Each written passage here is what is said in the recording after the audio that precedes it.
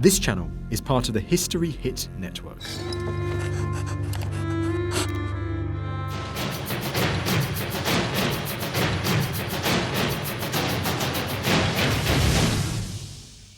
These ruins are all that's left of the once great Basing House, one of the biggest and grandest houses in Tudor England. It was visited by Henry VIII and Elizabeth I, and most famously was under siege for 2 years during the Civil War until it was finally destroyed by Cromwell in 1645. But is there more of the great house still waiting to be discovered? Is there any evidence of the battles that took place here? And what happened to the family after the Civil War? Did they, as many local people believe, build another great mansion in that field over there? Time Team have got just 3 days to investigate.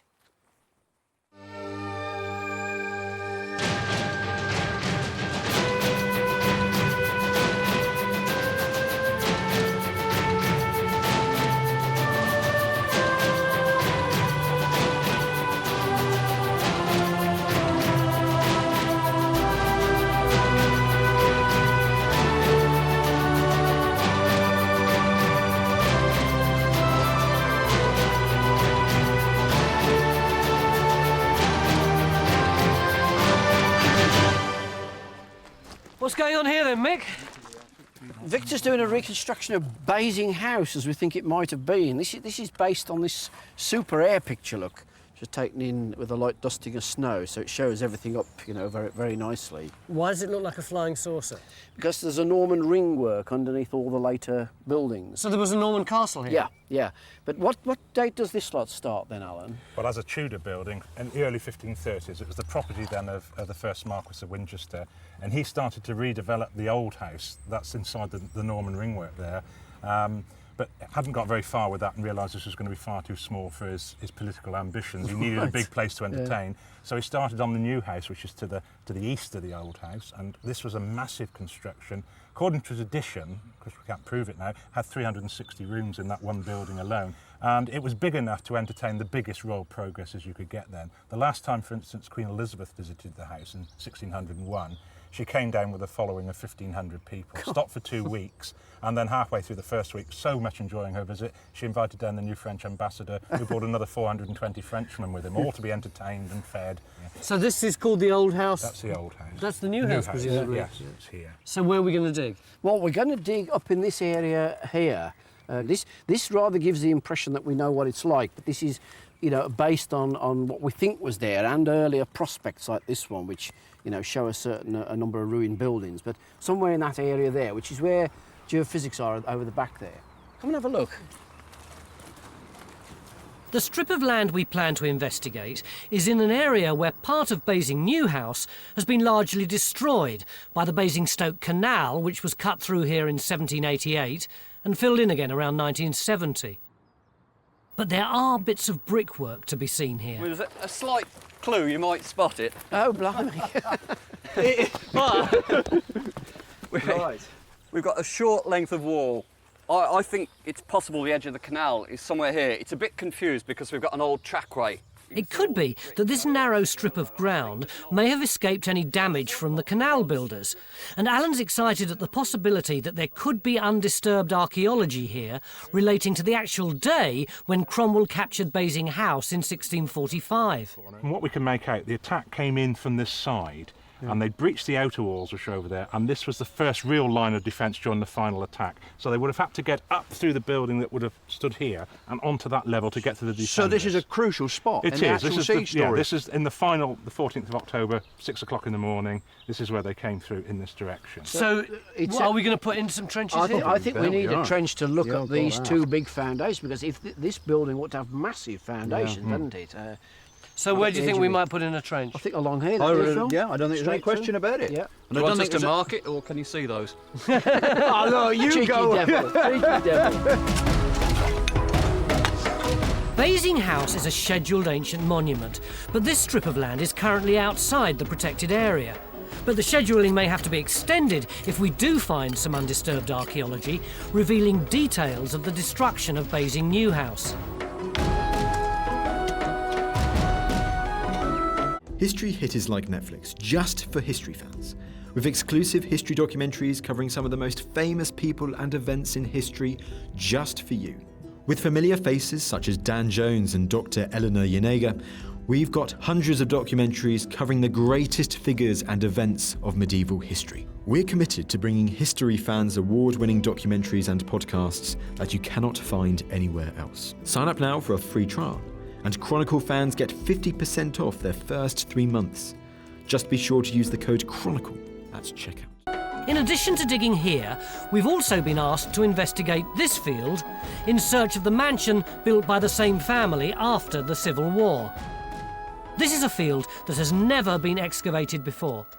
The locals reckon there's a huge post-Civil War mansion on the other side of this wall, don't they? Yeah, well, that makes a lot of sense, look, because we've got the gates in the wall. There's one down there and there's these 2 gate pillars here.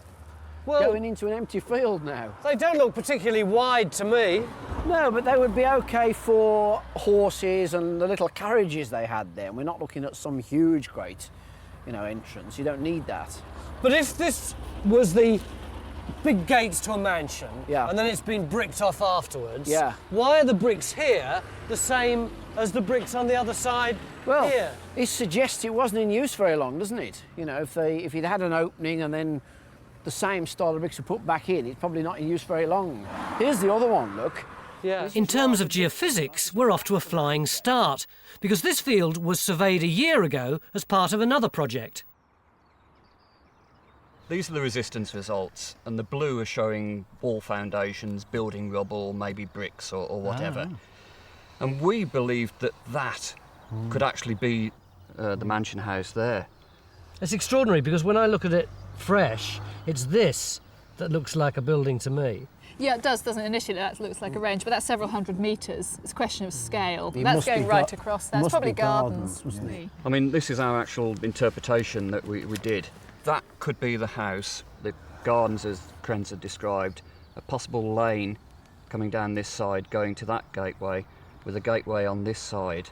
The sickening thing is that the historical evidence is pretty slim for this. We've got an account in 1798 by a chap called Moses Legg, wonderful name, and he's looking back and saying that after the original house was destroyed, in other words over the other side of the road, a mansion was built on the north side of the road, where we are, opposite the ruins, and the piers of the fine jointed brickwork were the entrance to the mansion, which you've already seen, which was pulled down 50 or 60 years ago.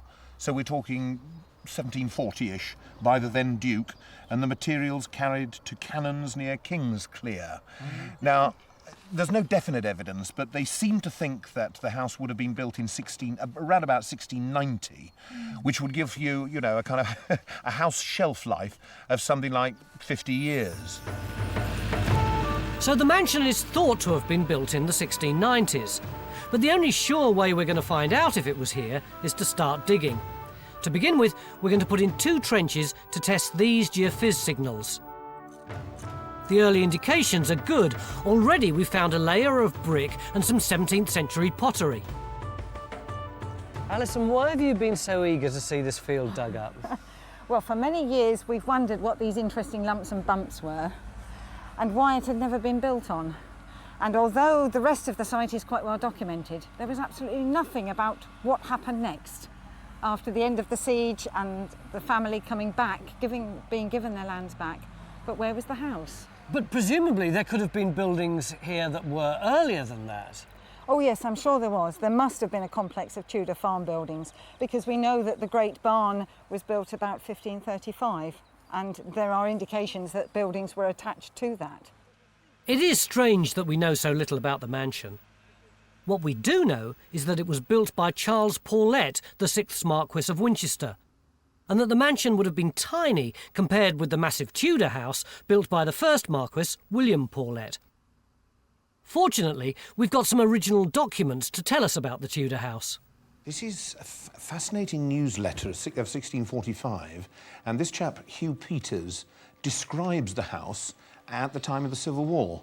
He talks about the old house had stood, as it is reported, 200 or 300 years, a nest of idolatry, the new house surpassing that in beauty and stateliness, and either of them fit to make an emperor's court.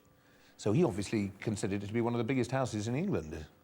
It was certainly very big, but of course it was also very, very widely dispersed. If you look at this, I think probably the total circumference of that covers something like about 10 acres, I'd have thought. Now, in comparison, Hampton Court, which we consider to be very big, covers about 6. So it's bigger than Hampton Court, but it's certainly smaller than Windsor Castle, for instance, which is really considerably larger. So it is a very, very large house for a private individual. But can we find any evidence of Basing New House in the area we're digging? Crikey, Phil, this has moved on a lot since this morning. Oh, you've left us to get on with it, Well, mate. we did. I think the idea was to give you plenty of time to get into it, Incredible you know. results, incredible results. Fantastic, yeah. We've actually got undisturbed archaeology right the way across. Oh, really? Look. And so far, no sign of the canal, just more archaeology surviving than we dared hope for. In where Jenny is, we've got the internal corner of a wall.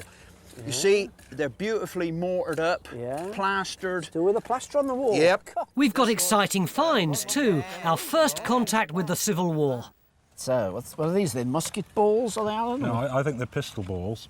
And this one's quite interesting because it's an impacted one. It's actually hit something hard. Like armour? Might be armour, might be a brick wall, might actually be a human being. So that would have looked like this originally? Yeah, perfect little sphere like that with a little blip on the top, which is the mould mark where it was poured. Yeah. The interesting thing, of course, is that cavalry usually had the pistols, and that ties in quite well what we know about siege tactics at the time. Usually when a final storm happened, because the infantry had been doing all the digging outside and the hard work, they usually requested that the cavalry should lead the attack on foot, because they'd been swanning about in the surrounding countryside. Right, yeah. So the cavalry, who also were fairly heavily armoured with buff coats and back and breasts, and pistols and grenades, would lead the spearhead the attack. We don't know whether that happened here, but it certainly happened in other places, so that might be actual evidence of the attacking spearhead going in. That's amazing. It is amazing, because we're revealing a bit of Basing New House that was thought to have been lost. But now, time to find out how we're doing with our search for the missing mansion in the field across the road. Well, basically, we're in the middle of a destruction layer, we think, here. We've, moment we're just cleaning back onto this feature here, if it is a feature. You see all these white lumps, that's chalk. Yeah. We think it's maybe a wall. We've not got that sort of stuff up there, but it doesn't seem like a mansion wall. You don't build big mansions out of chalk. It seems more like a garden wall. Yeah. But we're not sure. It may just be rubble. But it's certainly destruction there, and it's all looking very 17th, 18th century. Right. Finds are fantastic. We've got oh, crikey, look at that. a really nice sort of roof tile there with the holes in for the nails. Window glass as well. Oh, right, Which, so although the chalk wall doesn't look very much like a mansion, clearly the window glass is coming from a very big house. And loads of clay pipe bits. Oh God, you haven't seen the half of it. Look at this lot. They must have smoked themselves to death. The nicest bit, though, I think, is this little knife handle. Oh, that's nice. Isn't that beautiful? Sort of copper alloy or bronze or something. I think so. It's quite shiny. If you look, you can see there's the remains of the blade in there. Yeah. You got something else? Yeah, Carenza, to go with your window glass. Oh, brilliant! Nice. Some lead. Oh, lead fantastic. came. Yeah. It was the name of their little... We've had so much of this glass, it's about time we found some of that, isn't it? So lots of good high-status finds, but nothing to locate the mansion as yet. But we've taken a big step forward this afternoon, thanks to archivist Caroline Edwards, who's arrived with 2 maps which actually show a mansion house in Grange Field. And this presumably is the area of Old Basing House? That's right, yes. And across the road we have the later mansion. The maps are in a style which suggests that they were drawn around 1730, and as far as we know, they contain the only pictures of the mansion in existence. On map the first here, we have a much more detailed depiction of a house. That's much here. better. It is, isn't it? Because lovely. There's presumably the 2 gates at the front. That's right. You must have a look at those, Simon. And here's the house itself. And presumably the barn here and Grange Farm. What's also very nice about this map is that rather charming early 18th century convention whereby they show houses in elevation rather than in plan, and it gives us our first hint of what this house might have looked like. Our surveyor Stuart has been studying the new map evidence and has an idea that the surviving gate piers can help us in our quest to find the mansion.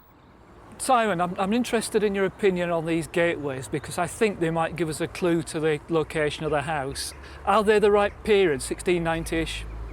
They're beautiful, first of all, and these joints are just sensational. Just look how tight they are. I mean, when this was built, This was a very, very high quality gateway.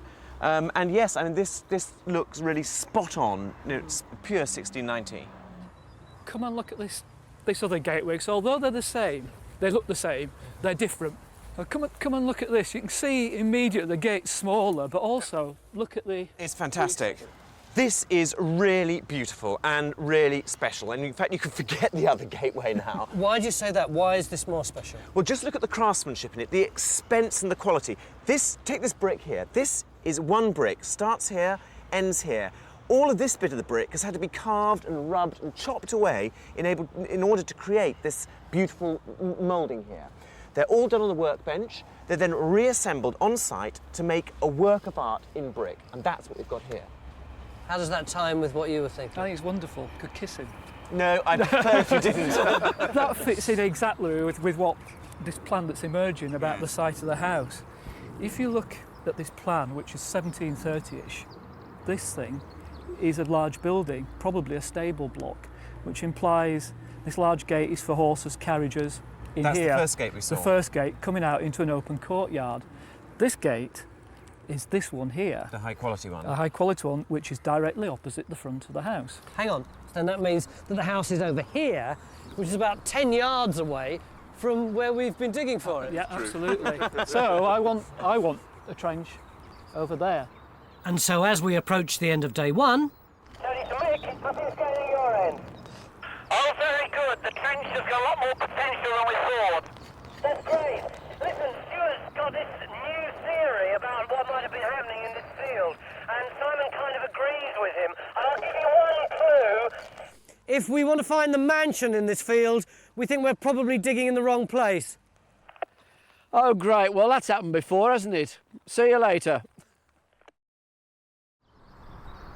Beginning of day 2, and yesterday we found a big clue in this wall. This is a gateway, but it's not just any old gateway, it's a really high status one. And it seems to indicate that the old mansion that we were looking for isn't over here where we were originally digging, but will be lined up with the gateway. So the big task today is get down there and see what's underneath the field.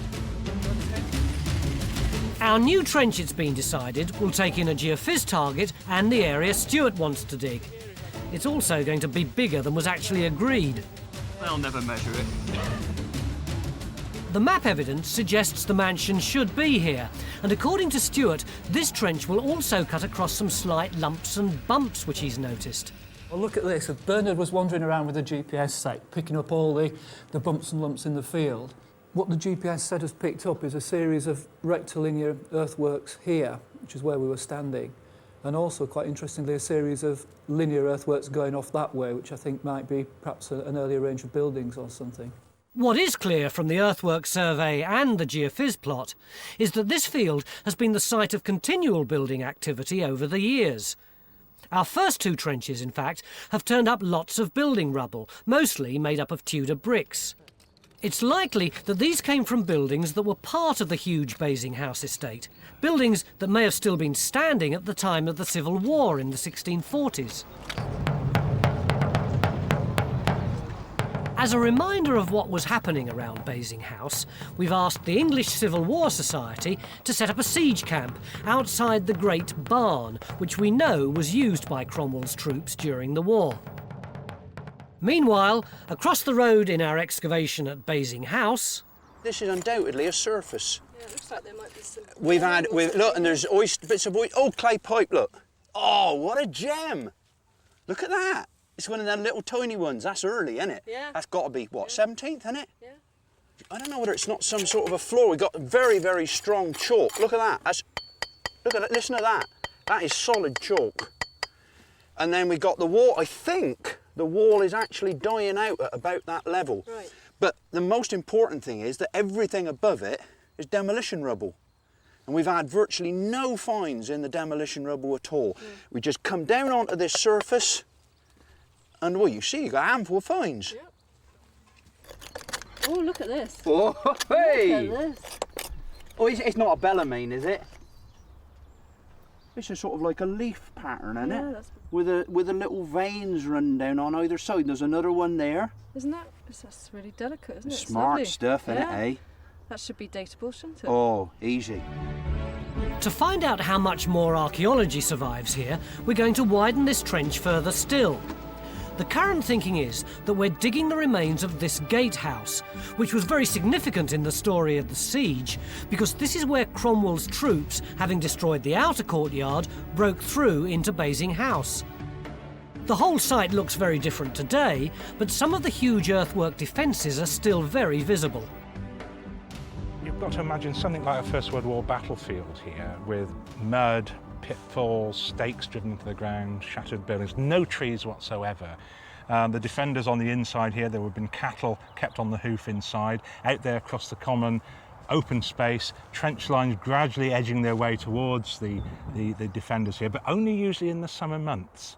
In the winter months, armies couldn't be provisioned. I mean, all sorts of things were tried against this house. I mean, it wasn't just cannon fire that this was protecting from. They did actually try a poison gas attack on the house in 1648.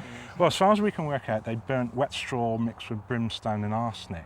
But like most gas attacks, I think the wind changed and it blew in the wrong direction. But how they projected it in here, I don't know. They just let it blow in by the wind, did they, rather than sort of projectiles? Yeah. I never knew that. It's quite I think it's the first recorded gas attack in British military history. It gets more like the First World War every day, doesn't it? Yeah. The techniques haven't changed a great deal, have they? Back across the road, we haven't found the mansion as yet, but we are building up a collection of finds. In terms of dates, we're looking at the late 17th, going on in the 18th century, and there certainly is some prestige pieces. I mean, we have this really nice... What, like this? What's now that this then? is Tingley's ware bowl, or That's sometimes known as yes. Delftware. It's probably made in London in about 1740s, 1750s. Right. We thought that was a really nice piece when it came out. Certainly it is a very nice piece. Helping us today with the puzzle of the missing mansion is John Heward, an architectural historian, who can tell us more about the kind of building we're looking for. Victor's producing a drawing based on the map showing the kind of house that you would have found on the site, a fairly typical house of an affluent landowner. Mm-hmm. The interesting thing is it doesn't seem to be the kind of house built for Duke, and it doesn't look like the principal residence of a great family. Oh, I see. So, in some effect, you're saying it might be the equivalent of a weekend cottage from a main residence. In analogy terms, yes, but slightly different status. The family had many properties, particularly Charles spent a lot of his time hunting and using houses as a basis for hunting. He had a lodge in the New Forest, he had several houses close by. He maybe didn't want a grand house. It may not have been the main residence, but even so, this is a very substantial building. Why is it that Geophys can't find any evidence of it? We're getting clear responses from these field boundaries, and they match the cartographic evidence. The very strong signals here, where we put the trenches in, there's lots of building rubble that's surviving. I'm not getting a sort of plan of a large mansion house here. There is that documentary reference, I believe, to the material being taken elsewhere. So perhaps it was just a very thorough taking down of the house, very careful and thorough demolition. But has it been completely robbed away?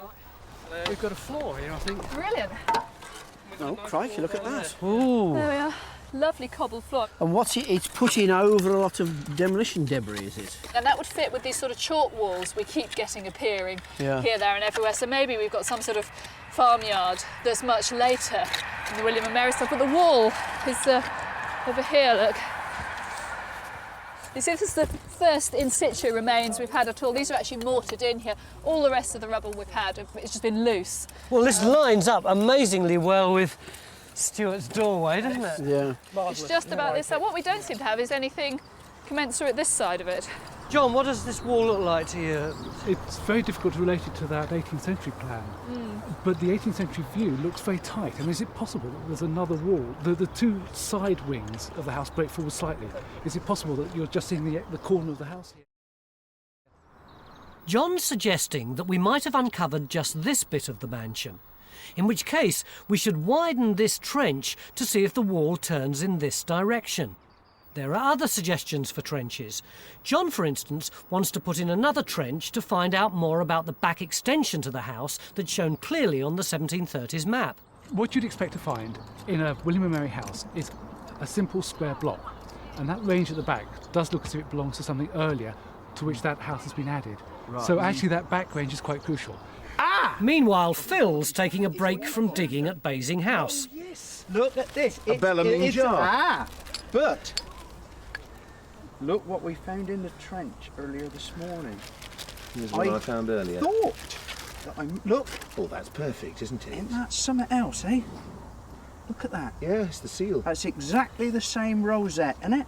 It is. There's the leaf around there, and the relief on there. And the same colour as There you well. go. And he could be The just cardinal. below where the cardinal is. And the glaze, perfect. Lovely. I wonder what they got in. The replica jar looks so good it's hard to believe it's not 250 years old like the bit we've found. But Phil's real reason for coming here is to see the reenactors making musket balls. Really good. We had 2 of them up on Trench 1. Yeah. Alan reckoned they were pistol shot. Oh, they'd be the small ones here. That's it. They're definitely Like that. Yeah, that's about it. I mean, and they got the little nipple on the end as well. That's it. I mean, were they actually making them on site? Oh yes, they would have done this as normal activity. Well, I damned. That's a musket ball, that one. That's a musket. Well, we haven't had anything as big as that. I'll show you how I do it, if you like. Yes. Right. Get the muck off the top of the lead. We know that they were doing it during the siege of Basing House because from the accounts, once the Roundheads had captured Basing Church, they used the lead coffins of the long-dead marquises in the family vault to make pistol and musket balls before firing them back at the poor old marquis in the house itself. Oh, that's a pretty hard look, isn't it? I mean, not only that, they kept any of the royalist prisoners that they took from the castle in that same family vault amidst the same old marquis's bones. It's really adding salt to the wound. It really is. Oh, yeah, absolutely fascinating. I mean, because we had one that had been shot and had just been splattered against a wall or something like that, and we just flattened right up. Yeah, these are just very soft lead. They hit anything when they've been fired, they will just mushroom.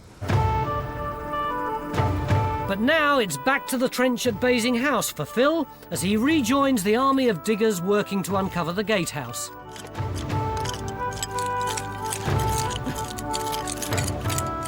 Is that an edge you found?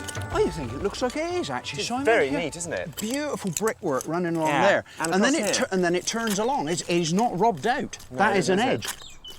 This great big arch and foundation here, I mean, it's built to do a huge job, isn't it? It is built to take something very heavy on top of it. And yet we've got nice brickwork here, all plastered up. Sure. So we're actually still within the building. Sure. So maybe a cellar, undercroft, or something like that. Could be. I mean, if this is a gatehouse, I mean, it could be a porter's lodge or something like that, perhaps. We see, yeah, this forms part of a wall which carries on up here. See, if you come on up here. Hopefully, we may still find evidence of how this building was damaged during the Civil War. As a reminder for everyone of just what kind of weapons were involved, Mick's joined the Roundhead Army and is learning how to fire a matchlock musket. Pour the powder down the barrel, just holding it with 2 fingers. You shake all the powder down. Yep. And just drop that. Yeah. You want to find your bullet, which you keep in the bullet bag. And in this case, we're just using a piece of paper. So there's a little... Put that down the barrel. Little bullet-shaped bits of paper. A trained musketeer would normally take just 30 seconds to reload, so Mick's got a bit of practicing to do. Very good. Enjoy your scouring stick. Now, as you're loaded, I'm moving out the way. Yeah, I would if I were you. Right, the next bit, you take the match into your right hand and blow off the ash so it's hot, and press it into the serpent, even about ½ inch. Yeah. Right. Open the pan, take your aim, give fire. Oh, no, keep it pointed. But Mick's not the only new recruit in this army, because apparently Phil's going to learn how to use the pike. Lunge! Ah! Ah! Oh yes, we'll make a soldier of you yet. Don't overbalance. While they're busy, it's my job to keep an eye on the trenches. And the latest news is that Simon believes he may be able to identify another bit of Basing New House. And it might be possible if we try and compare the bricks in this structure that we know are part of the new house with this building over here, which is now the site of someone's cottage. And they think they've got in it some of the same brickwork as we've got here. In other words, they think their house is built on a bit of the new house. And where's that? Just over there. Hi, Sharon. Hi. This is Tony. Hi. Hello there. And we've come to see your brick wall. Right, would you like to follow me? Yeah. Go round the side. You think it's old? I hope it's old, Tony. I'll be very disappointed if it's not. Well, I'm warning you, Simon is the biggest sceptic possible, so your hopes might be completely dashed. Oh, I hope not. Where is it? Just in here, into the corner. This one over here? Yeah, just over here. Simon? We hope that this is the part that's really old. We hope this is about 1560s, 1530s. We are pretty sure that this is somewhat later, sort of 17th century, and there was sort of an addition to it. We have the argument solver here. So if this brick is the same size as that brick there, they ought to be about the same age. OK, let's see. Same size? Exactly. Perfect match. Brilliant, you've got an old wall. Well, no, hold on, just a minute. It is possible that the bricks may be reused. So what we need to look for here is some of the original pointing. Aha. And that's precisely what we've got over here. In fact, this is really quite exciting. Look, this pointing here is what we call double struck. It only happens in the 16th century. What does it mean, double struck? Well, if you look very closely at that edge there, you'll see that the pointing in between the bricks isn't flat. It's done to a little point like this, which means it's double struck. 1, 2. Can you see? Yeah, Along absolutely. there? Yeah. And that is a sure sign that these bricks are in their original position. In other words, they are of the same date as the gatehouse that we're excavating in Trench 1. So it is old. Great. You're all right. I'm very willing to hear it. So presumably that means that that wall is the back wall of that. We're nearly at the end of the day, and for some of us it's turned out to be even more challenging than usual. Charge your pikes to the rear. Now, if you can do this, you're a professional. Watch carefully. First motion, lift it up above your head like so. Good. Like that. Now, the next one, you're going to throw it slightly over your head and catch the butt in your right hand by twisting your body. Watch me and see if you can do it. Like that. Go on. Good. Well done. And now charge it like so. Good. Now turn your fist the other way around. That way? That's the way. What's it? Is this for Good. the? Is this for the dirty devil who attacks you from the rear? Is Exactly. But once we've done this, we have to go back. Oh. Recover and shoulder your pike. Now slide your left arm down the shaft of the pike like so. Like that? Yes. You're going to lift it back over your head and turn your body to face the way you were before. Right. See if you can do this without watching me, because you've got your back to me. Go. No. The sun's beginning to go, but there's still time for a progress report on our search for the missing mansion in the field next door. Just before lunch, the archaeologists said they were going to extend that trench, which they've done. They might extend the trenches that way, which they haven't done, and they were definitely going to dig a trench here, which they haven't done. But whatever happened, they weren't going to dig a trench here, which, as you can see, they're doing. Carenza, you were one of the people who said whatever happened, we wouldn't have a trench here. Well, yeah, unfortunately, archaeology isn't that predictable. When we had that meeting earlier, we were fairly confident that we'd got the front of the William and Mary house in that trench 4 over there. We thought we'd widen the trench, that we'd find the range, the front of the range, dog-legging round, we'd get the front facade. We widened the trench and the wall didn't turn, it's carried on going back. We're not at all confident we've got the front of the house. We're thinking it may in fact be the back of the house, so we're putting this trench in here to try and find the front. So we've still got lots to do here. And no doubt about it, solving the puzzle of the missing mansion is going to be our main goal tomorrow. Present. And of course, we're still hoping to turn up more evidence of the Civil War. Fire! Beginning of day 3, and we're still on the lookout for this mansion. We know now that it should be somewhere over there, and as you can see, we're putting a lot of trenches in, and we're coming up with a lot of walls, but we don't actually know how they fit in with the shape of the house. But whatever happens, we've got just one day left. So we either work it out today, or we don't work it out at all. The difficulty is that there have been so many buildings in this field over the years that it's incredibly complicated to sort out one from the other. To make matters worse, geophys are detecting some walls but not others. I think the walls are just too slight for us to be able to see them. All the brick rubble, it's just so much stronger. Morning, Carenza. We need all the help we can get, and Phil's been drafted in to try and make some sense of the walls we have found. Well, we'll have to get it planned, we'll have to get it photographed, and then I think we start certainly along that edge going down. We're also opening up another trench here to try and pick up evidence of the back part of the mansion, which the map suggests may have been an older Tudor building. Almost immediately, Carenza thinks she's found some brickwork. Oh, crikey, yes, that's We've got good, a isn't wall it? here. Do you want to get a hat? Yeah. That's, have you got the other side of it? Well, it's a slightly odd angle. Well, Has to be said. it's actually okay for the earlier alignments that are all a bit drifting off like that. Right, I think it's okay, well actually that's okay. good then. It's looking... It's encouraging that it's wider, isn't it? Let's have a look, see. Oh, I think that's very No, encouraging. here's the other side. Oh, brilliant. Look at That's that. great. Look at that. Good. So that's the rubble core in the middle, and that's Yeah, I mean, that's not a garden wall, that's a nice, decent Yes. foundation, isn't it? It is, isn't it? The reenactors are still with us in the siege camp next door, and at Basing House, we're starting to find clear evidence of the attack on the gatehouse during the Civil War. That's a massive amount of burning. Really looks like the whole roof has come crashing down in here. There's no scorching on the walls around here, but if you look where Mick's digging now, you can see a stain on the wall where the level of ash has come up to. Then look down on the floor, look what we've got here. Lots of smashed roof tile.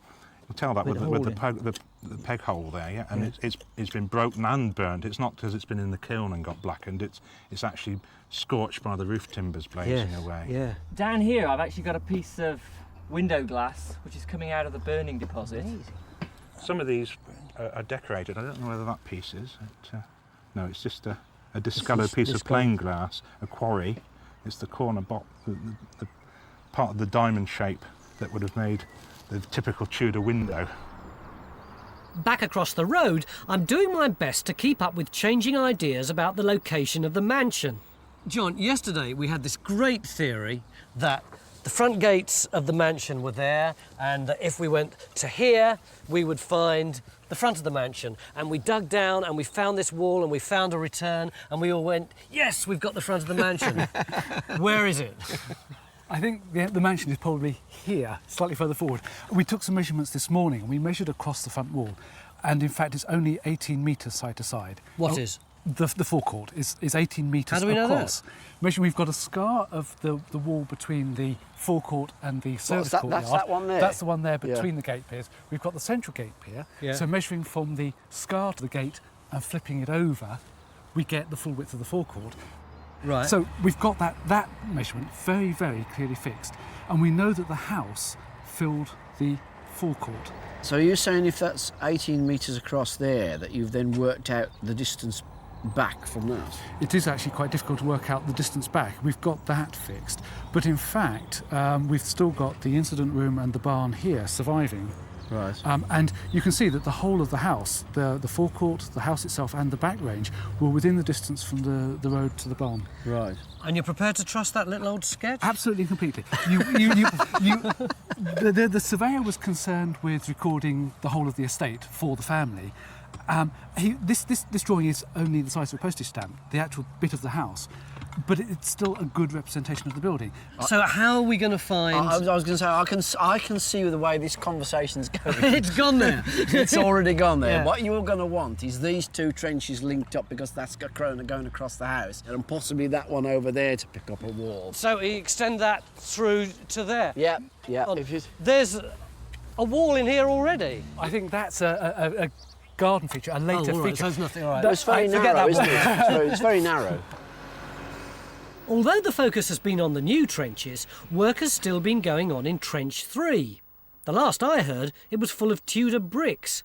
But what's the story now?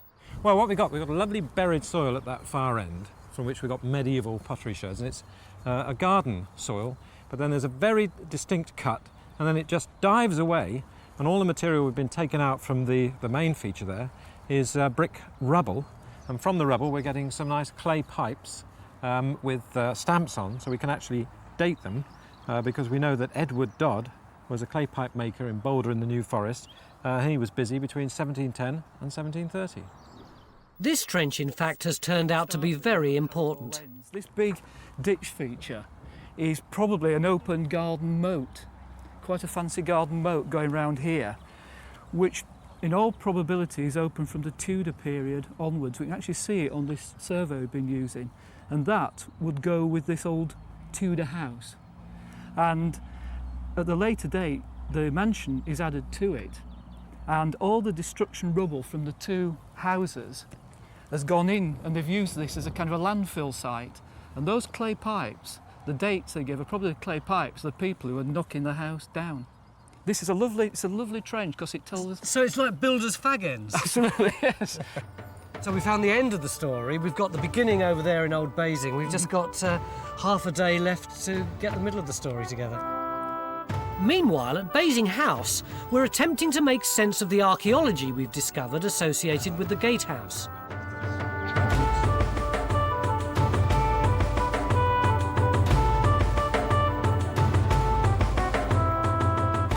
And the other thing that's of interest coming up now, of course, in the far corner, a lot of evidence of burning. It looks very much as if that's part of the building that went up in flames, and this great brick tower actually acted as a fire break. And it was just getting light as well when the attack came through. So just you can getting imagine, light. yeah. So it would have been the roof burning as well. People were screaming. Yeah. And one of the contemporary reports actually say a fireball fell in the roof, and everybody was too busy fighting to quench it, and it gradually took hold and caught fire. Phil, what you got? Looks like we got the cross wall, Tony. Excellent. Look at that, and it's really, really very impressive. It's very, very sound. Oh, that's good news, isn't it? Now, do we know that this could be the cross wall of the house that we're looking for? Well, not yet, I think, probably. We're still speculating. It might possibly just be a buttress propping up the wall. We'll definitely have to take that block out to establish that. And in fact, we'll have to box out on this side too to see whether we can get the rest of this chalk coming through here. We don't have any finds to date the cross wall, but Phil's noticed it's different to the other walls in this trench. This is very substantial build, and looking back down the line of the wall there, the wall down there is very, very wobbly. Look at the difference in the build. It's got a lot of flints in it, whereas the wall here, there's no flint in it at all. This is quite a deep wall. But is it wide enough to be able to be the outside wall of a big two-storey house? I don't know about that, but I do think that we may not be looking at the same wall. There could be phasing in it, and that we've got an earlier wall down there, cruder, rougher built, with bricks in it and flints in it, and then some is tagged on to this end. So this could actually be the join between the new William and Mary house and the old Tudor one. It'd be great to think so, wouldn't it, eh? So at last we've found some substantial brickwork which could be part of the mansion. But we don't know for sure until we widen the trench to see more of it. Although we can't yet prove the precise location of the mansion, we can build up a pretty good idea of what it looked like from the map evidence and other buildings of the period. You see that Belton House has got that cupola on the top, and presumably they used that as a promenade. There's no evidence here at the moment that they had that kind of roof walk. We're also working on a reconstruction of one of the gateways, transforming it to how it would have looked in the early 1700s.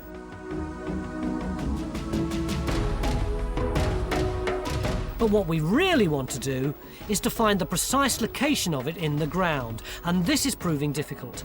Joining up these two trenches hasn't revealed any evidence of the mansion house, and John has reverted to his original idea that the substantial bit of wall we found in Trench 4 is actually this corner of the front of the mansion. To try and prove it, we're now going to try and find this matching corner. You're asking me to fit that shape in here. Now, I could do that. Geophiz are still struggling to see any walls of the mansion. You might have a return coming down that line, but I can't see an indentation or anything. I mean, the real problem is that this width of the courtyard is pretty tight anyway. We're talking about quite a substantial house, and we've only got 18 metres between the two walls. I mean, basically what seems to be happening is that the archaeology is showing there are walls down here, and it's also showing there's lots of robbing, and the image is so confusing. Yes. Of the bits that are there and the bits that are not there. To try and interpret it, bits can be interpreted, but to try and interpret the whole from this is just exceptionally difficult, isn't it, John? Phil? What? Phil, Rumour has it that you just said ooh-ah, which normally I means... always say I ooh-ah. know, but it's normally when you found something. Oh, no, look at that. Hey. We're hoping that what we've found is this corner on the front of the mansion. It's looking as though it matches up exactly on our alignment through there. I mean, what I'm desperate to know is, does it turn away from you or turn into us, Carenza? And your What's trench? those big old bricks over there? Well, I don't know yet. We're only Ah, well, just have a clearing look, onto have a- it. All right, all right. Look at that. We haven't got much time left, but we have to proceed carefully because we don't want to damage what little evidence may remain. But as more of the wall is revealed, Phil and Carenza become less sure that what we've found is what we're looking for. What we seem to have got is two walls running parallel down from the gates and then turning like that. I think those walls running down from the gates have something to do with the forecourt. It looks on the geophysics now as if there may have been a pathway across, Right. But this left is to right, quite wide and here. then walls or pathways down to the front of the house. But you seem to have at least had this corner of the house. A lot of the evidence has been robbed away, but we do have the remains of two garden walls which line up with the gateway and, according to John, join up with the front of the mansion. John, you're saying that's part of the courtyard, and this is the wall that's part of the house, and it probably goes under there. No, it doesn't.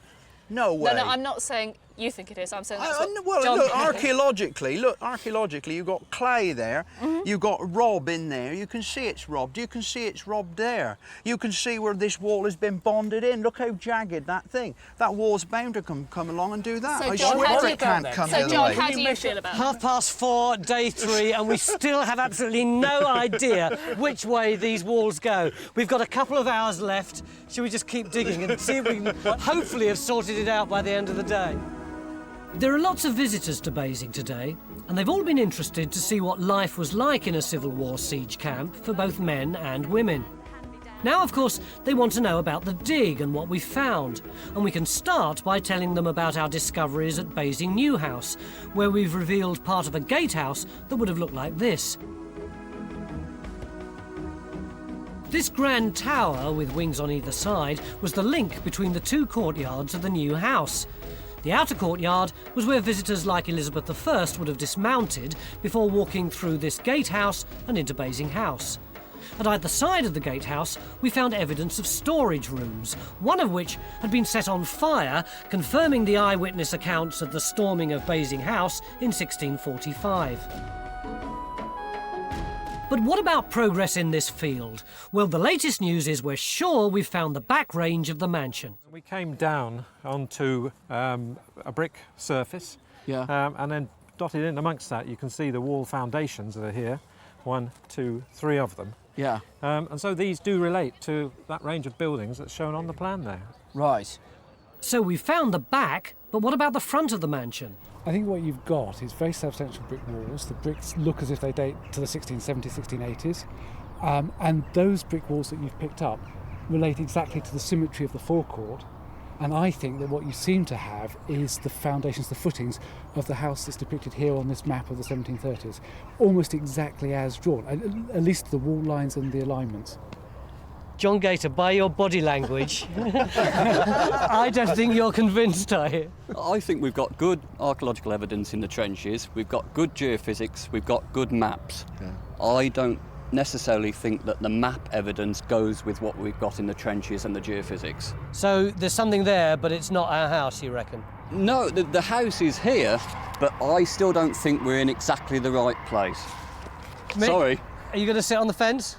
No, I mean, it's not uncommon to find beautiful evidence from, depictions and documents and so on, and then dig and find it doesn't quite square up.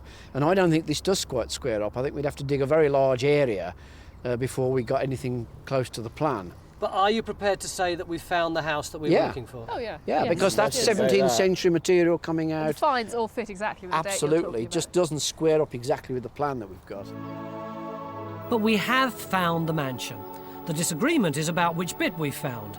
And all the team would agree that we've learnt enough to create this computer reconstruction of what it looked like.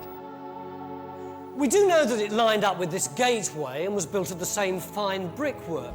Really, in terms of fixing its position, all we don't know is how far back it stood from the road. Yeah, that looks about right to me. The traditional story that it was dismantled after a fire sometime in the 1750s may well be true, because there seems to be so little evidence of the mansion actually in the ground. Certainly we're sure it was positioned here in order to enjoy the view of the ruins of the once great Basing house, which became in effect a garden folly. An interesting, if not sad, end to what had been one of the biggest and most impressive private homes in Tudor England.